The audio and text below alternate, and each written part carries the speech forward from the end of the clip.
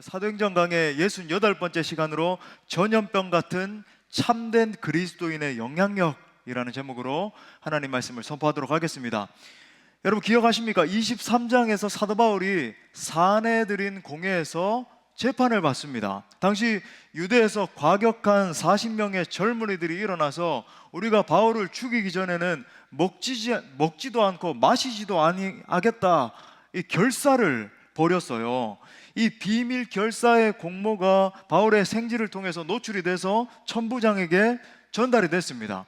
그래서 그 천부장이 바울을 살리기 위해서 밤중에 군사, 여러분 기억하시죠? 470명을 동원하게 해가지고 아무도 모르게 바울을 가이사랴로 압송을 합니다. 사람들은 바울을 죽이려고 했지만 하나님은 오히려 그 상황을 이용하셔서 바울을 더 안전한 곳인 가이사랴로 당도하게 하신 거죠.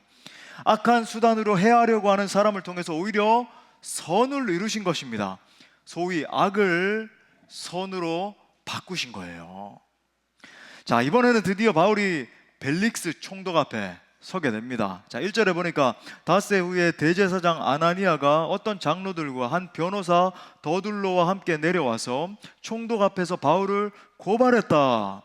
자, 대제사장 아나니아가 어떤 장로들과 그 다음에 더둘로라고 이름하는 변호사까지 대동행을 해가지고 바울을 고발을 합니다.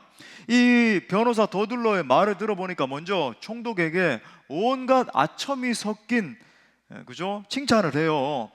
아, 총독님 보세요. 덕분에 총독님이 너무 잘해가지고 우리 유대 땅이 태평을 누리고 있습니다. 야, 총독님이 이렇게 지도를 잘해가지고 성견 지명이 얼마나 탁월하신지 우리 사는 이 환경들도 점점 개선이 되고 있습니다 라고 말을 하면서 감사의 뜻을 표하는 거죠. 여러분 보십시오. 근데 이처럼 아부를 하는 목적은 단 하나였어요. 바로 사도 바울을 고발해서 죽이는 것이었습니다. 어떤 구도예요? 또다시 악이 일어나서 선을 죽이려고 하는 그 행태가 지금 벌어지고 있는 거예요. 그래서 오늘도 우리는 사도 바울이 벨릭스 총독 앞에서 재판당하는 장면을 살펴보면서 우리의 영적인 교훈을 배우기를 원합니다. 먼저는 이 사도 바울의 태도를 통해서 참된 그리스도인의 모습을 우리가 들여다보고, 더불어 하나님께서 이 상황을 어떻게 놀랍게 인도하시는지 살펴보면서 하나님의 역사를 맛보기를 원합니다. 말씀을 통해서 우리를 어떠한 상황 가운데서도 섭리하시고 인도하시며 결국 승리케 하신 하나님을 깊이 만나는 시간 되시기를 바랍니다.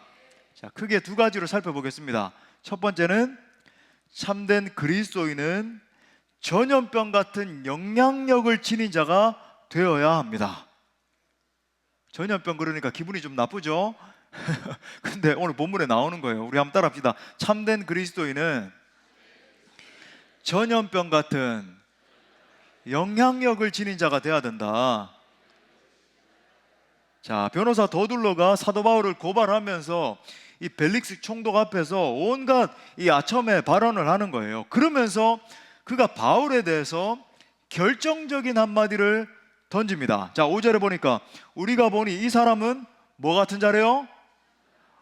전염병 같은 자다. 천하에 흩어진 유대인을 다 소요하게 하는 자요, 나사렛 이단의 우두머리다, 앞잡이다, 이렇게 말하는 거예요. 자, 지금 사도 바울을 향해서 저자는 전염병 같은 자다, 이렇게 말을 합니다. 당시 정황을 생각을 해볼 때 여기서 말하는 전염병은 패스트, 뭡니까? 흑사병을 말해요. 흑사병. 역사가들에 따르면 이 흑사병은 역사상 수억 명에 달하는 목숨을 앗아갔습니다.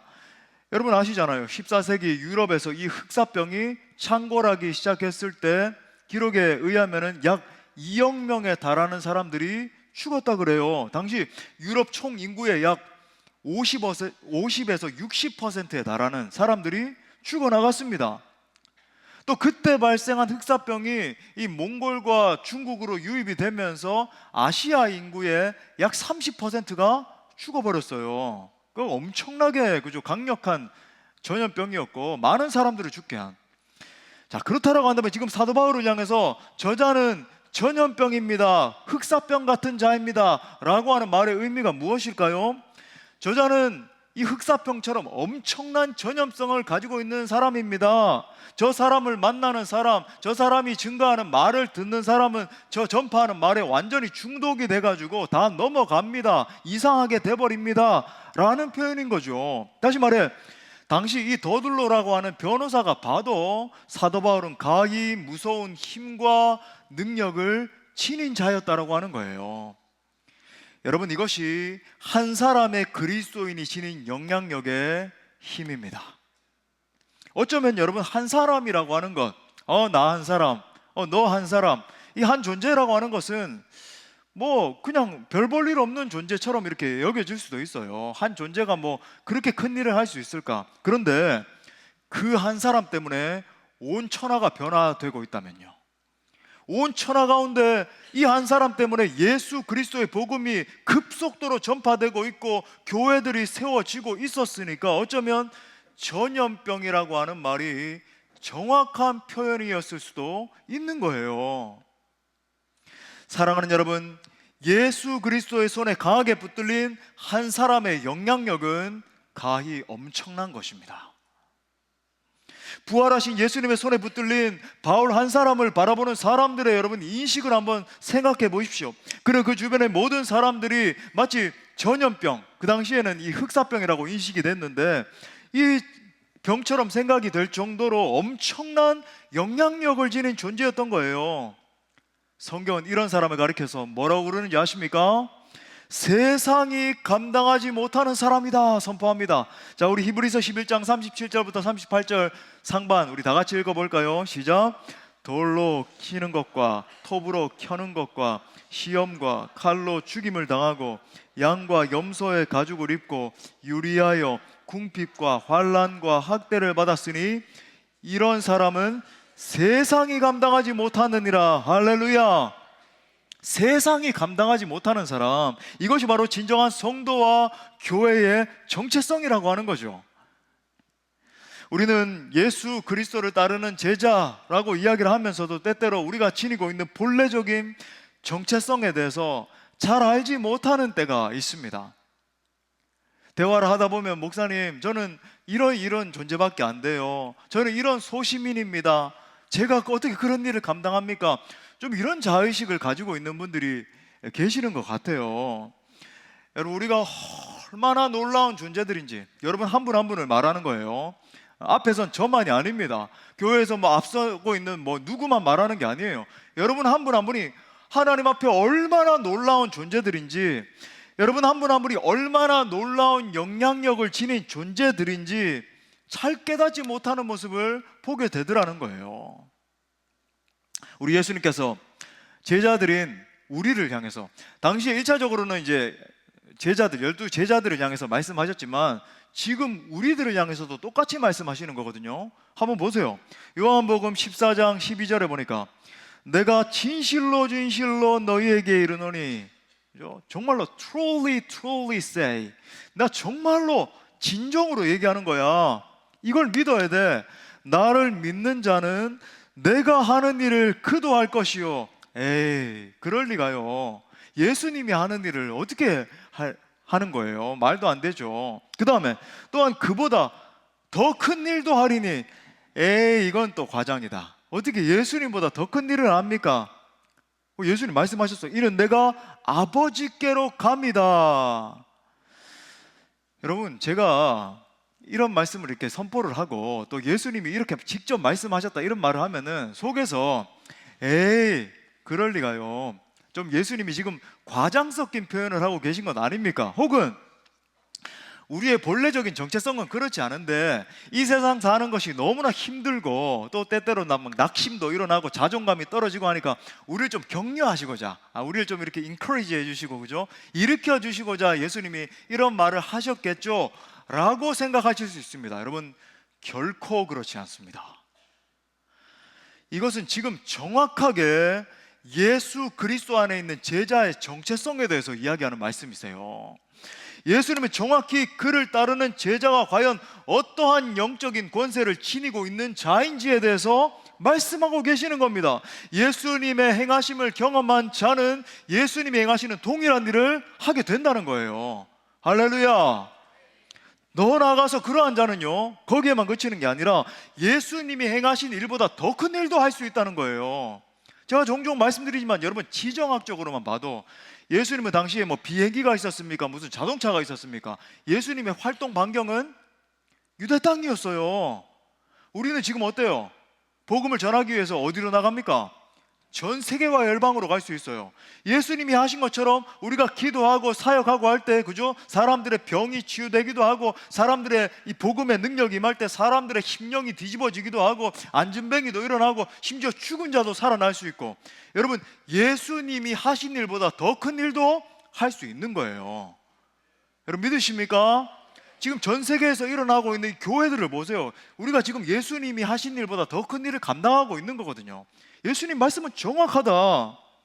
다시 말해, 예수님이 그러하셨던 것처럼 우리도 거룩한 영향력을 지닌 존재들로 일어서게 된다는 것입니다. 여러분, 이것이 바로 이 세상이 감당하지 못하는 자들의 정체성인 거예요. 할렐루야. 자, 특별히 여기서 우리가 주목할 것은 뭐냐면, 사도 바울이 그가 지니고 있던 영향력의 내적인 동기에 대해서 언급을 안 해요. 이 유명한 구절, 자 16절 우리 다 같이 또 읽겠습니다. 시작. 이것으로 말미암아 항상 양심에 거리낌이 없기를 힘쓰나이다. 자, 이처럼 사도 바울이 영향력이 있고 무서운 재판정 앞에서도 당당하게 복음을 외칠 수 있었던 내적인 동기가 뭐였다라고 말합니까? 사도 바울이 막 대단한 사람이었기 때문에 원래 태어날 때부터 막 대단한 자존감을 가지고 어떠한 상황 가운데서도 굴하지 않는 정신력을 가지고 있었기 때문에 아니에요. 보십시오. 하나님과 사람 앞에서 양심이 거리낌이 없기를 힘쓰는 것, 이것이 동기였다는 거예요. 무슨 말입니까? 내적인 확신이 외적인 확신으로 발현된 것입니다. 마치 독립운동을 하다가 투옥된 우리 윤동주 시인이 뭐라 그랬나요? 내가 하늘을 우러러 한 점 부끄러움이 없기를 그랬잖아요. 학교 다닐 때 여러분 다 외우셨죠? 이 대목이라도 외웠잖아요. 잎새이는 바람에도 뭐였대요? 자, 공부 안 하신 것 같은데 괴로워했다. 내가 참 괴로워했다. 여러분, 윤동주 시인이 실제로 기독인이었잖아요. 신실한 기독인이었습니다. 여기서 말하는 하늘을 우러러는 하나님을 말하는 거죠. 마찬가지 이 고백과 같은 내적인 확신을 지금 사도 바울이 가지고 있었던 것입니다. 실제로 17절부터 20절에서 바울은 자신이 예루살렘에서 어떠한 사역을 행했는지에 대해서 이야기를 하거든요. 자신이 예루살렘에 있는 유대인 교회를 돕기 위해서 헬라에 있는 교회들에게 그저 선교 자금을 마련해서 구제 활동도 벌이고, 또 그때 모은 돈을 가지고 신실하게 하나님을 섬겼다. 그리고 지금까지 자신이 유대인으로서 하나님에 대해서 얼마나 겸손한 태도로 신실한 태도로 섬겨왔는지에 대해서 설명을 하거든요. 보십시오. 내적으로 당당했기 때문에 실제로 증언하는 현장에서도 담대하게 말할 수 있었던 것입니다. 대부분의 사람들의 영적 상태를 가만히 관찰해 보면 상황에 따라서 적당하게 말을 이렇게 바꾸는 것을 보게 돼요. 없는 것을 있다라고 이야기를 싹 이렇게 하고, 또 아닌 것을 그렇다라고 말하는 모습을 보는 것입니다. 소위 양심을 속이는 모습을 보는 거예요. 그때 되면 그렇게 딱 말하는 거 보면 본인만 모르지, 조금만 영민한 사람은 다 알아요. 이렇게 말을 또 바꾸는구나, 저렇게 또 말을.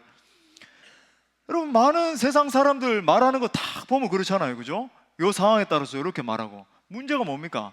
많은 그리스도인들도 이 바울의 표현을 빌리자면 양심에 거리끼는 말과 행동을 가지고 살아갈 때가 너무나 많더라는 것입니다. 심지어 하나님의 사역을 감당하면서도 마치 양심의 뚜껑을 덮어둔 것과 같은 이 말과 태도를 보여주는 그런 경우들이 있는 거죠. 여러분, 사도 바울이 위대한 이유가 무엇입니까? 그가 다른 사람들보다 더 많이 수고했기 때문에, 더 엄청난 고난을 당했기 때문에, 아니면 막 매를 맞아서 죽을 뻔했기 때문에 대단한가요? 물론 그런 면도 있죠. 엄청난 수고를 감당하고 대단한 고난을 당했습니다. 하지만 그가 위대할 수 있었던 이유는 뭐냐면, 그가 어떤 순간에도 하나님 앞에서 자신의 양심을 타협하지 않았다는 거예요. 그는 하나님과 사람 앞에서 떳떳하고 공명정대하기 위해서 애를 쓰며 살았습니다. 물론 인간이니까 완전하진 않았을 수 있어도 애를 썼어요. 바로 여기에서 힘이 나오는 거예요. 내적인 힘이 나오죠. 그리스도인의 능력이 여기에서부터 비롯되는 것입니다. 여러분, 우리가 그리스도인이라고 하면서, 제자라고 이야기를 하면서 이 땅 가운데 살아갈 때 왜 힘이 없습니까? 우리의 열심이 부족해서 그렇습니까? 우리가 가진 능력이 부족해서 그렇습니까? 아니에요. 우리가 떳떳하지 못할 때 힘이 생기지 않는 것입니다. 내가 그리스도인이라고 말하면서도 나는 예수님을 따르는 제자라고 이야기를 하고 교회에 나와서는 주님을 찬양하고 경배합니다, 찬양을 하면서도 하나님 앞에서, 사람 앞에서 부끄러운 게 있는 거예요. 뭔가 양심에 거리끼는 것이 있기 때문에 진짜 내적인 힘이 없는 거예요. 당당하지 못한 것입니다. 여러분, 궁극적으로 바라볼 때 왜 이 세상이 변화되지 않습니까? 우리가 그렇게 선포하고 기도하고 하나님의 나라가 이 땅 가운데 임하기를 원합니다. Here as in heaven, 정말 하늘의 뜻이 이 땅 가운데 이루어지길 원합니다. 전 세계 수많은 기독인들이 그렇게 반복해서 기도를 함에도 불구하고 왜 이 땅 가운데 그 일이 아직까지 도래하지 않고 있나요? 바로 이 이유 때문이에요. 세상의 그 어떤 유력한 정치 지도자 때문에, 우리가 탓하고 있는 그 누구 때문에 그런 게 아니라 우리 그리스도인들이 여러분 이러한 내적인 확신 가운데 서 있지 못하기 때문에 이 세상이 변하지 않는 거예요. 우리 탓인 겁니다. 영적으로 볼 때 우리 탓인 거예요. 궁극적으로 우리가 사도행전의 역사를 통해서 계속 확인할 수 있는 사실이 뭐예요? 제가 계속 누누이 강조드리는데, 그죠? 성령님은 우리를 변화시키십니다. 성령이 임하시면 변화돼요. 가장 먼저 성령님은 우리의 내면을 변화시키시면서 우리 안에 예수 그리스도의 성품을 만들어 가십니다. 전에는 양심 팔아먹으면서 거짓말도 잘하고, 그죠? 도둑질도 하고 막 이렇게 간교한 말로 이간질도 붙이고 싸우고 분쟁하고 그런 사람이었어요. 하지만 성령께서 내 안에서 역동적으로 역사하시기 시작하니까 하나님과 사람 앞에 두려움을 가지고 양심의 거리낌이 없기를 힘쓰면서 사력을 다해서 사는 사람으로 뒤바뀌는 것입니다.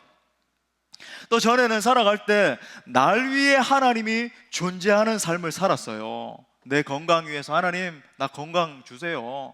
내 성공을 위해서 하나님 요거 직장 안 내놓으시면은 안 됩니다. 내 자녀 요번에 요거 통과돼야 되는데 안 되면 안 돼요. 하나님 가만히 보세요. 한번 하나님 앞에 막 위협하고 기도하면서도 내 불안한데 하나님 왜 내 불안 안 잠재워 주세요. 하나님 빨리 내 불안을 좀 달래주시죠. 이런 신으로 마치 무슨 도깨비, 그죠? 무당들 하는 것처럼 그런 식으로 하나님을 이용했단 말이죠. 하지만 성령께서 내 안에 역사하시기 시작하시자 이제는 보이는 겁니다. 아하, 날 위해 하나님이 존재하시는 게 아니라 하나님의 영광을 위해서 내가 존재하는 것이로구나. 내가 창조된 목적, 이 땅의 삶을 걸어가는 목적이 바로 하나님의 영광이로구나 깨달아지기 시작하니까 하나님의 영광 위해서 내 자신을 던질 결심을 하는 거예요. 내가 어떻게 하면 남은 생에 내게 건강을 주셨고 내게 이런 재정을 주셨고 내게 이런 기회를 주셨다라고 한다면 나에게 주신 이 자원을 동원해서 어떻게 하면 하나님의 영광을 위해서 던질 것인가, 뛰어갈 것인가, 그 하나님의 뜻을 이루기 위해서 내가 이 땅 가운데 존재한다라는 생각으로 살아가게 되는 것이죠. 여러분, 우리의 신자의 영향력의 궁극적인 원인이 무엇입니까? 성령의 역사예요. 믿으십니까? 성령께서 함께 하시면 변하는 것입니다. 내 인격이 변하고 내 사상이 변하고 내가 말하는 말의 태도가 변하고 내가 삶의 모든 것들을 바라보는 그 모든 시야가 다 뒤집어지는 것입니다. 부정적인 사람에서 긍정적인 사람으로 바뀌고 거짓말하는 사람에서 진실한 사람으로 바뀌어지고 낙심하고 포기하는 사람에서 담대하게 하나님 나라를 성취하는 사람으로 뒤바뀌는 거예요. 이것이 신자의 거룩한 영향력의 근원입니다. 이러한 사람이 내 주변에 있는 사람에게 영향력을 줄 수 있고 결국 이러한 사람이 이 세상을 변화시키는 거죠. 1세기의 그리스도인들은 수많은 박해와 핍박 속에서도 영향력 있는 그리스도인의 삶을 살았습니다. 초대교회 당시 그죠? 콘스탄티누스 대제가 회심하기 전까지 우리 그리스도인들이 너무 많은 말로 표현할 수 없는 핍박을 받았거든요. AD 284년에서 305년에 집권한 디오클레티아누스 황제, 어떤 칙령을 내렸냐면은 교회를 갖다가 전부 다 불태워라, 성경을 갖다가 다 압수해라. 그 다음에 이제 그 가운데서 영적 지도자들 다 잡아다가 이제 고문을 하고 죽여라. 그리스도인들 공무원들이 있다라고 한다면 시민권을 다 박탈해라. 여러분, 시민권 박탈하면 어떻게 돼요? 일할 수 있습니까? 없습니까? 일도 못해요. 그러니까 먹고 사는 수단 자체를 완전히 끊어놓는 행위를 한 거죠. 성도들은 당시에 예수 믿는다라는 이유 하나만으로, 우리가 저 이탈리아 가면은 막 셀카 찍고 하는 그 골로세움이 그 현장이잖아요. 성도들을 갖다가 짐승의 밥으로 완전히 던져가지고 찢어 죽이고, 목이 잘리는 참수형을 당하게 하고 십자가에 매달아서 그저 죽이는, 엄청난 수치 가운데 죽이는 그 끔찍한 방법을 동원해서 순교의 피를 계속 흘리게 한 것입니다. 당시 수많은 순교자들이 속출하는 가운데 교부, Godfather, 그죠? 정말로 믿음의 선배들이죠. 이 터툴리안이 이렇게 말했습니다. 들어보십시오. 우리를 죽이시고 우리를 고문하시고 우리를 정죄하시오. 우리를 갈아서 가루로 만들어 버리시오. 당신들이 우리를 소탕하면 할수록 우리는 더 잘할 것이요. 그 씨는 그리스도인들의 숭고한 피요. 이것이 바로 초대교회 성도들의 거룩한 영향력의 근원이었던 것입니다. 그러므로 사랑하는 여러분, 저는 여러분 모두가 정말 성령 충만한 그리스도인들 다 될 수 있기를 바랍니다. 그래서 오늘 사도 바울처럼 당신은 정말 전염병 같은 사람이라는 소리를 들을 수 있는 영향력 있는 그리스도인들 다 되시기를 축복합니다. 자, 두 번째로, 하나님은 모든 상황에서 합력하여 선을 이루시는 분이십니다.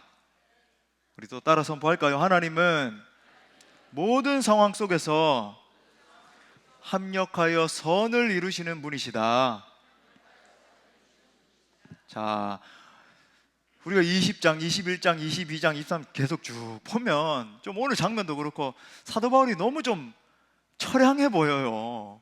완전히 죄수가 되고 고문을 당하고, 그죠? 막 총독들이 나오고 막 계속 신문 당하고 고함 지르고, 야, 이거 뭐 위협을 겪고 재판 당하고 이런 장면들 볼 때 사도 바울 이거 너무 좀 처량한 것 아닌가, 너무 좀 불쌍한 것 아닌가, 이런 생각이 듭니다. 여러분, 그런데 영적인 눈으로 보면 결코 그렇지 않아요.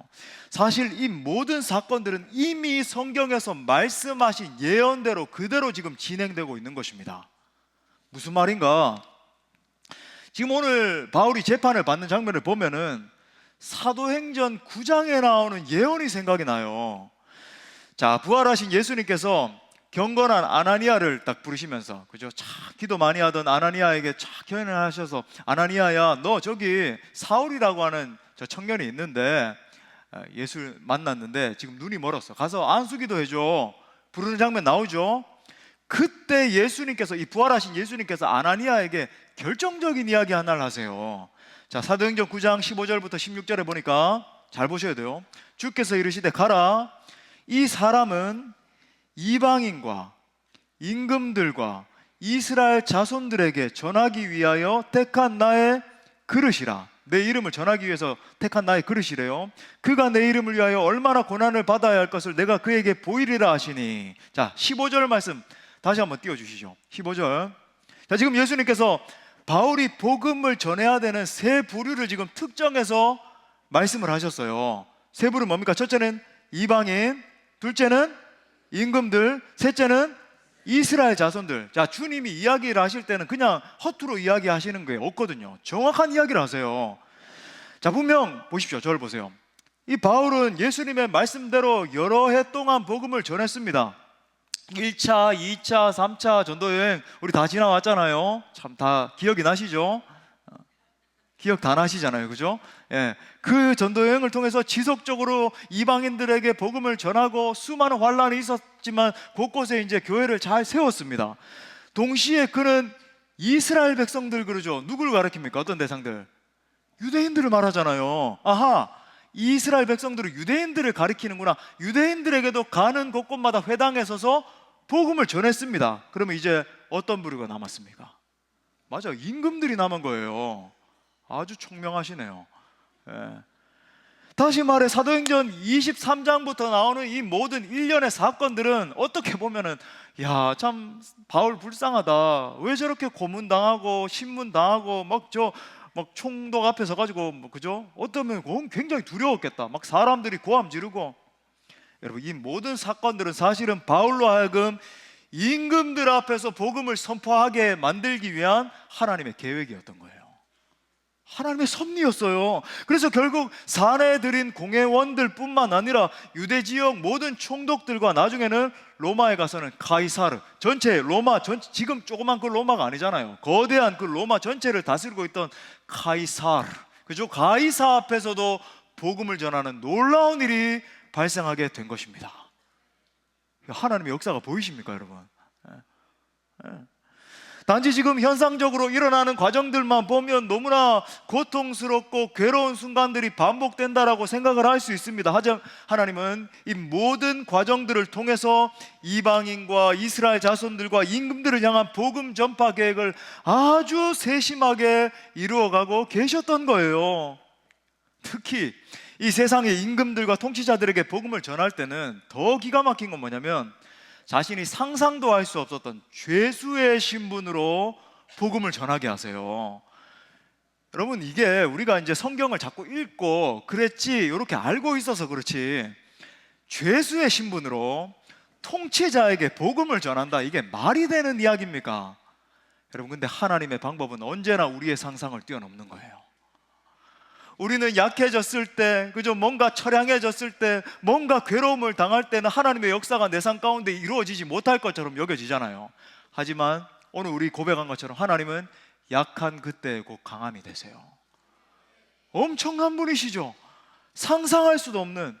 자, 더 놀라운 건 뭐냐면 동시에 오늘 벨릭스 총독이 지금 내리는 이 판결을 보면은 정말 기가 막힌 하나님의 섭리를 또 보게 돼요. 자, 22절부터 23절에 보니까 벨릭스가 이 도에 관한 것을 더 자세히 아는 거로 연기하여, 연기 아니고 연기, 포스폰, 그죠? 연기해서 이르되 천부장 루시아가 내려오거든 너희 이를 처결하리라 하고 백부장에게 명하여 바울을 지키되 자유를 주고 그의 친구들이 그를 돌보아 주는 것을 금하지 말라 했다. 자, 이때 사도 바울에게 진행됐던 재판은 지금 우리처럼 굉장히 유사해요. 1차, 1심, 2심, 3심 이렇게 진행이 됐거든요. 오늘은 몇 심 했어요?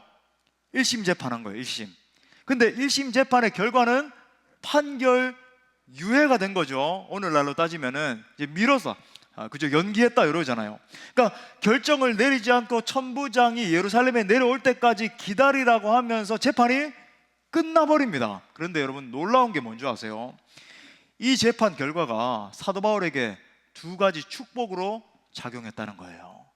무슨 축복입니까? 첫째는 만약에 상상을 해보십시오. 이 재판에서 땅땅 내가 네 말을 들어보니까 너 무죄다, 죄가 없는 것 같아, 석방해라, 이런 판결이 날 경우 어떤 결과가 초래될까요? 밖에 누가 기다리고 있죠?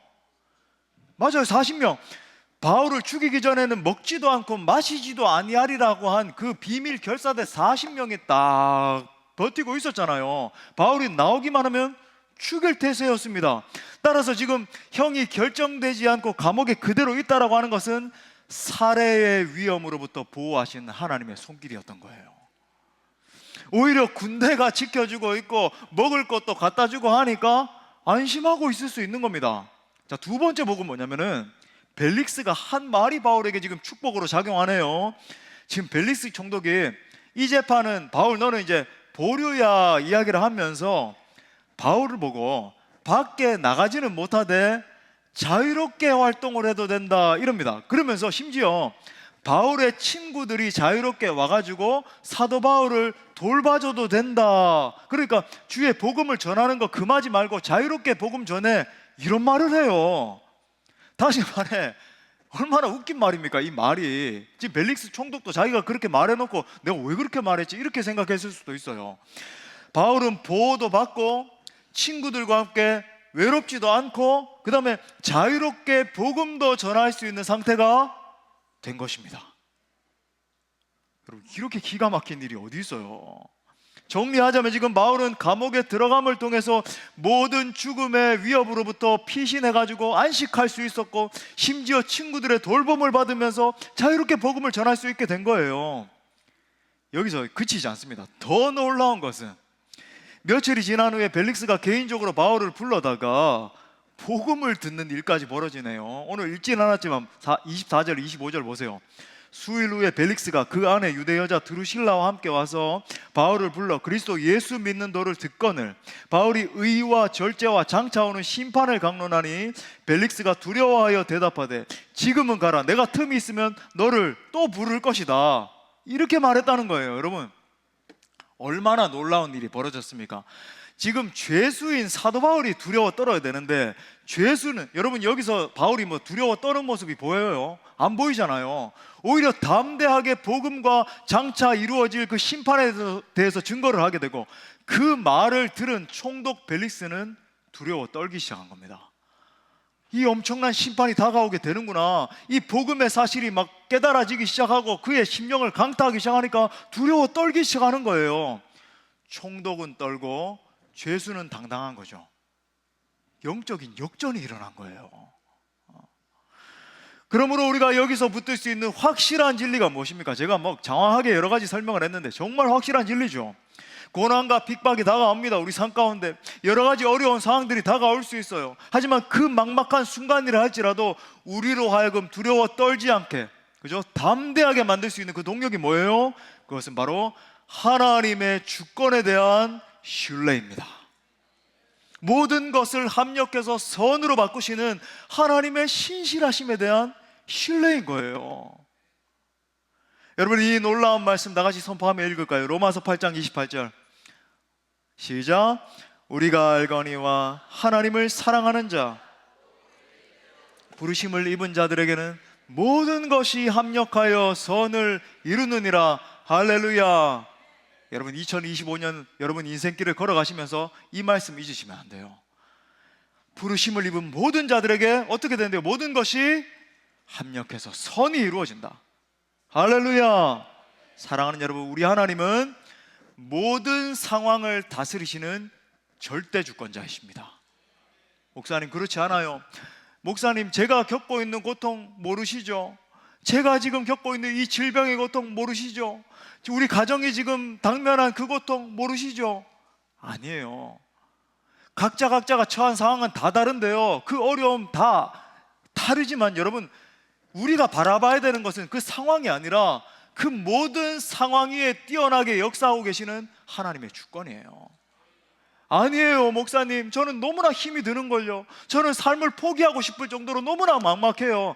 아니에요. 지금 현재는 보이지 않는다 할지라도 그 모든 상황, 그죠? 10년 후, 20년 후, 30년 후, 심지어 내가 저 천국에 이른 다음에라도 하나님은 그 엄청난 일을, 계획을 반드시 이루십니다. 왜냐? 그분은 살아계신 하나님이시기 때문에, 역전의 하나님이시기 때문에. 그렇기 때문에 중요한 것은 계속해서 그 하나님의 신실하심을 붙드는 거예요. 깊이 기도하는 가운데 모든 상황을 다스리시고 모든 것이 합력하여 선이 되게 하시는 하나님을 신뢰하는 것입니다. 하나님이 반드시 내 인생을 인도하신다. 하나님이 반드시 우리 가정을 지켜주신다. 하나님이 반드시 우리 공동체를 이끌어 주실 것이다. 확신하는 게 중요하다는 거예요. 그 하나님께서 우리에게 뭐라고 말씀하실까요? 잠언 3장 5절부터 6절에 또 이렇게 말씀하시네요. 너는 마음을 다하여 여호와를 신뢰하고 내 명철, 네 머리, 네 지식, 경험 의지하지 마. 너는 범사의 그를 인정하라. 그리하면 내 길을 지도하시리라. 아멘. 우리가 위태로운 인생길을 걸어가는 동안에 순간순간 중요한 결정을 내려야 될 때가 많아요. 그럴 때면 떨리잖아요. 내가 이 상황 가운데 어떤 결정을 내려야 될 것인가. 그렇기 때문에 사랑하는 여러분, 우리는 하나님의 도움이 필요한 것입니다. 내 힘과 지혜에는 너무나 한계가 많다는 걸 알기 때문에 모든 것을 다 알고 계신 하나님의 지혜가 필요한 거예요. 우리는 무엇이 정말 좋은 것인지, 어떤 길이 정말 옳은 길인지 다 알지 못합니다.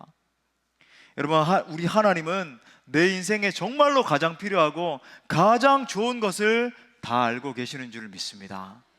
모든 것을 합력하여 선으로 바꾸시는 그 하나님을 신뢰하며 나갈 때 우리 인생을 통해서 하나님의 뜻이 하나씩 하나씩 온전하게 이루어지는 거예요. 자, 그렇다면 그 주권자 되신 하나님을 지금 범사에 인정하라 그러는데, 범사에 인정하는 태도가 뭘까요? 범사에 하나님 앞에 기도하는 것입니다. 기도예요, 기도. 여러분, 기도는 모든 상황 속에서 내 생각과 내 의지를 포기하고 하나님의 뜻에 나를 복종시키는 것입니다. 여러분, 범사에 기도한다라고 하는 것은 지난주에도 말씀드린 것처럼 24시간 365일, 목사님 24시간 365일 어떻게 계속 기도합니까? 계속 기도하는 존재가 될 수 있죠. 우리 강사님, 그죠? 부흥의 강사님 장영일 목사님도 말씀하셨는데 그런 존재가 되는 거예요. 새벽에도 와서 기도하고, 금요일도 와서 기도하고, 뭐 주일에도 기도하고, 가정교회 모임에서도 기도하고, 계속 기도하지만 일하는 현장에서도 내 존재 자체가 기도가 될 때 계속 기도할 수 있는 거죠. 때때로 지혜가 필요할 때 하나님 지혜를 주십시오. 하나님 해야 될 말을 내 입술에 담아 주십시오. 하나님, 내가 저 사람을 만나게 될 텐데 하나님 어떻게 하면 협상이 이루어질 것인가, 지혜를 부어 주십시오. 계속 기도하면서 24시간 365일 성령 하나님께 붙들림 받아서 살아갈 수 있단 말입니다. 여러분, 쉬지 않고 기도하는 사람이야말로 진정으로 하나님의 주권을 인정하는 사람이에요. 모든 것을 하나님께 맡기는 사람인 거죠. 모든 지각에 뛰어나신 하나님의 평강이, 그러면서 그러잖아요. 아무것도 너는 염려치 말고 오직 기도와 간구로 너희 구할 것을 하나님께, 그죠? 감사함으로 아뢰라. 우리 찬양하잖아요. 기도하면서 하나님께 모든 것을 맡기면 하나님은 내 생각을 뛰어넘어 기적적인 방법으로 우리를 인도하십니다. 모함 여인 룻의 이야기를 모두 잘 알지 않습니까? 여러분, 룻의 상황적으로 보면 여러분 인생 최악의 상황을 만나게 돼요. 남편도 죽고 없는데 시어머니를 따라 고향으로, 전혀 한 번도 살아본 적이 없는 알지 못하는 땅으로 온 여인이잖아요. 그런데 하나님의 섭리가 어느 순간에 그녀를 인도하시기 시작하니까 그때부터 인생 역전이 일어나기 시작합니다. 우연히 일어난 것 같은데 여러분, 우연히 일어난 일이 아니죠. 룻이 우연히 밭에 갔다가 보아스를 만나게 되고 큰 도움을 얻게 되잖아요. 거기에서 그쳐지지 않죠. 나중에 보아스와의 사이에서 다윗의 자손이 태어나게 되고 결국 예수님이 태어나시잖아요. 그 태에서 하나님의 인도를 따라가고 하나님의 인도를 또 따라갔더니 결국 하나님의 구속사에 크게 쓰임받는 역사가 일어나게 된 것입니다. 이처럼 우리가 믿는 하나님은 아주 섬세하시고 빈틈없이 역사를 이끌어 가시는 분이세요. 그 전능하신 하나님을 만나는 자리가 바로 기도의 자리인 것입니다. 기도 가운데 하나님의 음성을 듣고 그 음성을 따라서 한 걸음씩 한 걸음씩 걸어가며 결국 하나님의 역사가 내 인생 가운데 이루어지는 거예요. 보십시오. 기도하는 인생에는 정말 이상한 일들이 많이 일어나요. 여러분, 그런 거 맛보고 싶으시죠? 난 신앙생활 하는데 별로 뭐 특이한 일도 일어나지 않고 그냥 뭐 겨우겨우 살아내고 문제 하나 있으면 요거 하나 넘기 급급하고, 그게 아니고 하나님이 주시는 막 그저 기적과 같은 일들이 일어나고 이거 도저히 되지 않을 것 같은데 막 되는 일이 일어나고 경험하고 싶으시죠? 여러분, 기도하는 사람에게는요, 내가 이 인생 걸어간 것 같은데 전혀 나중에 돌아보면 내가 간 게 아닌 일이 막 벌어져요. 분명히 내가 말한 것 같은데 나중에 돌아보면 이건 내가 말한 게 아니네. 내가 내 인생 가운데 만날 사람이 아닌데 어느 때에 그 사람을 만나게 하셔서 내 인생길이 그저 확 열려지는 역사가 일어나네. 이런 일들을 많이 경험하게 됩니다. 여러분, 그것이 바로 기도하는 인생의 특징이에요. 저는 여러분의 인생 가운데 이런 일이 계속해서 일어날 수 있게 되기를 축복합니다. 그러므로 사랑하는 여러분, 올 한 해 인생길을 걸어가시면서 내 뜻과 내 선택대로 여러분 인생길 걸어가지 마시고 철저히 하나님 앞에 기도하면서 그분의 음성에 귀를 기울일 수 있기를 바랍니다. 그럴 때 반드시 우리의 인생을 통해서 하나님의 뜻이 아름답게 성취될 거예요. 말씀의 결론을 맺겠습니다. 오늘 우리는 한 사람의 그리스도인의 영향력이 얼마나 놀라울 수 있는지에 대해서 살펴봤습니다. 그리스도인은 이 세상에서 자기를 미워하고 심지어 죽이려고 하는 사람들까지도 변화시킬 수 있는 능력을 가진 영향력의 존재들이에요. 오늘 멜릭스가 사도 바울의 말을 듣고 두려워한 이유가 무엇일까요? 궁극적으로 보면요, 다른 이유들이 있겠지만 궁극적으로 보면 그가 하나님의 사람이었기 때문입니다. 참된 그리스도인이었기 때문이에요. 사도 바울이 하나님의 사람으로 서서 담대히 복음을 선포했기 때문에 총독도 두려워 떨게 된 것입니다. 예수 그리스도께서 나와 함께 계시다는 의미가 무슨 말입니까? 내 안에 계신 분으로 인해서 세상을 두려워 떨게 만들 수 있는 존재가 됐다는 말이에요. 내 속에 계신 예수 그리스도로 말미암아 내가 속한 영역을 변화시키는 문화 변혁자가 됐다는 말입니다. 말 그대로 거룩한 임팩트, holy impact, 그죠? 임팩트를 주는 사람이 되는 거예요. 또한 모든 상황 속에서 합력하여 선을 이루신 하나님에 대해서 생각했죠. 하나님은 내 삶의 소망이 전부 끝난 것 같은 순간이라 할지라도 여전히 날 위해 일하시는 분이십니다. 우리가 정말 그분의 뜻대로 부르심을 입은 자라고 한다면 반드시 기억하십시오. 잊지 마세요. 그죠? 모든 것이 합력해서 어느 순간에 다 끼워 맞춰져서 선으로 바뀌어지는 역사가 일어나는 거예요. 이것이 바로 주권자 하나님을 신뢰하는 신앙인의 태도인 것입니다. 특별히 여러분, 우리가 간절한 마음으로 범사에 부르짖어 기도하기 시작할 때 하나님은 우리의 인생을 반드시 인도하십니다. 축복된 인생으로 세워주실 줄 믿습니다. 아무쪼록 올 한 해도 기도함으로 말미암아 그 주권자 하나님을 인정해드리면서 거룩한 영향력을 미치는 참된 그리스도인으로 승리할 수 있기를 간절히 축원합니다. 우리 말씀을 주신 하나님께 영광의 박수 올려드리겠습니다. 다 같이 일어나셔서 함께 찬양하고 기도합시다.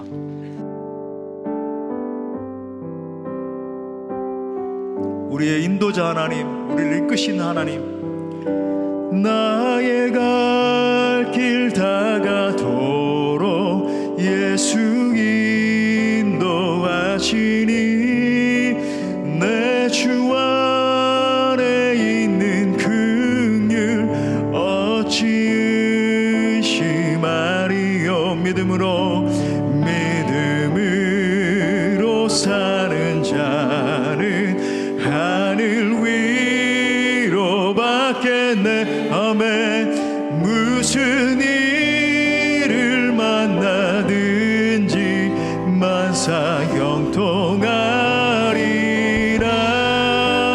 무슨 일을 만나든지 만사 형통하리라. 나의 갈 길 다가도록, 나의 갈 길 다가도록 예수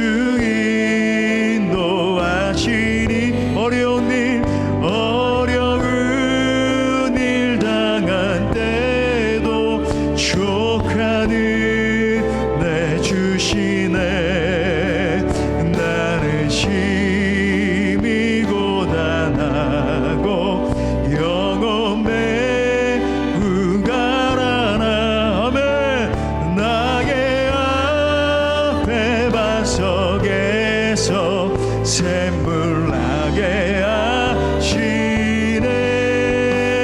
나의 앞에 반석에서 샘물 나게 나의 갈 길 다가도록, 나의 갈 길 다가도록 예수 인도하시니 그의 사랑 어찌 큰지 말로 알 수 없도다. 성령 감아 받은 영혼 하늘나라. 예 주님, 영영 부를 나의 찬송 예수 인도하셨네. 영영 부를 나의 찬송 예수 인도하셨네. 계속해서 찬양합시다. 모든 상황 속에서, 모든 상황 속에서 주를 찬양할지라, 주를 찬양할지라. 주님 우리의 큰 상급이십니다. 주는 너의 큰 상급,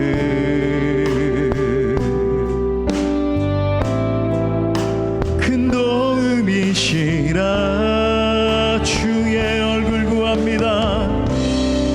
주의 얼굴 구할 때 주의 영을 부사 크신 사랑 안에서, 크신 사랑 안에서 믿음의 눈을 들어 주를 보게 하소서. 주를 보게 하소서. 내 영혼이 확정되고, 내 영혼이 확정되고 확정되어 싸우니 믿음의 눈 들어 주를 바라봅니. 아멘. 내 영혼이 확정되고 확정되어 싸우니 믿음의 눈 들어 주를 봐. 우리 두 손 높이 들고 고백합시다. 주를 찬양할 때, 주를 찬양할 때 주의 나라 이미 임했네. 주의 영원한 나라 주 보게 하소서. 내 영혼이 확정되고, 내 영혼이 확정되고 확정되어 믿음의 눈 들어, 믿음의 눈 들어 주를 바라봅니. 아멘. 내 영혼이 확정되고 확정되어 싸우니 믿음의 눈 들어 주를 바라봅니다. 오늘 벨릭스의 재판정에서 사도 바울은 전염병 같은 자라는 말을 들었어요. 그 말은 비록 그를 조롱하는 말이었지만 사실은 그가 지니고 있던 거룩한 영향력을 나타내는 말이었죠. 그러므로 이 시간 우리도 하나님 앞에 전염병과 같은 거룩한 영향력을 지닌 자가 되게 달라고 함께 기도합시다. 또한 모든 상황 속에서 합력해서 선을 이루실 하나님을 의지하면서 우리 함께 기도하기를 원합니다. 함께 기도할 때 살아서 역사하신 하나님, 오늘 사도 바울과 같이 저도 하나님의 손에 붙들려 거룩한 영향력을 발휘하는 인생으로 살아가기를 원합니다. 하나님과 사람에 대하여 항상 양심의 거리낌이 없는 인생 되기를 원해요. 거룩한 영향력으로 세상을 변화시키는 그리스도인 되기를 원합니다. 특별히 그렇게 하나님의 길을 걸어가다가 만나게 되는 모든 어려움들 가운데 합력하여 선을 이루시는 하나님을 신뢰하게 하여 주옵소서. 주권자 되시는 하나님을 신뢰하는 믿음을 주옵소서. 하나님 나로 진정한 하나님의 사람 되게 해주십시오. 진정한 그리스도인으로 서게 하여 주옵소서. 우리 다 함께 통성으로 기도합시다. 주여.